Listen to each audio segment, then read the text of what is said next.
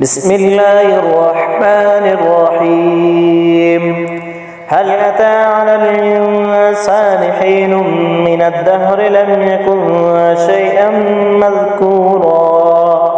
إنا خلقنا الإنسان من نطفة أمشاج نبتليه فجعلناه سميعا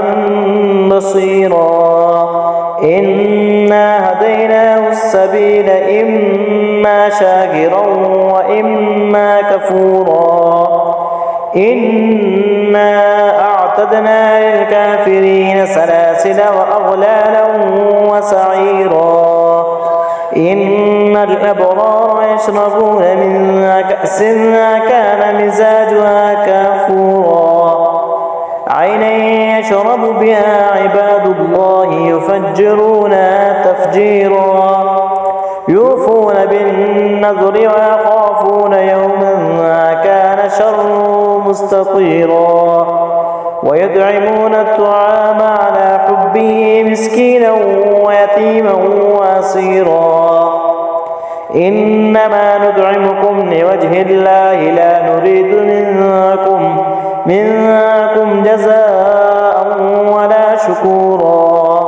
إنا نخاف من ربنا يوما عبوسا قمطريرا فوقاهم الله شر ذلك اليوم ولقاهم نضرة وسرورا وجزاؤهم بما صبروا جنة وحريرا متكئين فيها على الأرائك لا يرون فيها شمسا ولا زمهريرا ودانية عليهم ظلالها وظللت قطوفها تظليلا ويطاف عليهم بآنية من فضة وأكواب كانت قوارير من فضة قدروها تقديرا ويسقون فيها كأسا كان مزاجها زنجبيلا عينا فيها تسمى سلسبيلا ويطوف عليهم ولدان مخلدون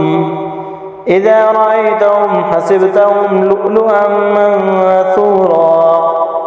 وإذا رأيت ثم رأيت نعيما وملكا كبيرا عاليهم ثياب سندس حضر واستبرق وحلوا أساور من فضة وسقاهم ربهم شرابا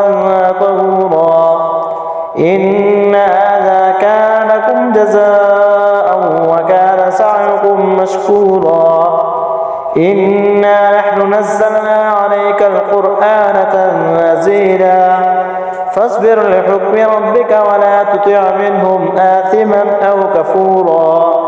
واذكر اسم ربك بكرة وأصيلا ومن الليل فاسجد له وسبح ليلا طويلا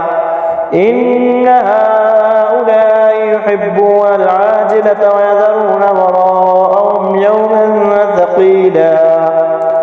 نحن خلقناهم وشددنا أسرهم وإذا شئنا بدلنا أمثالهم تبديلا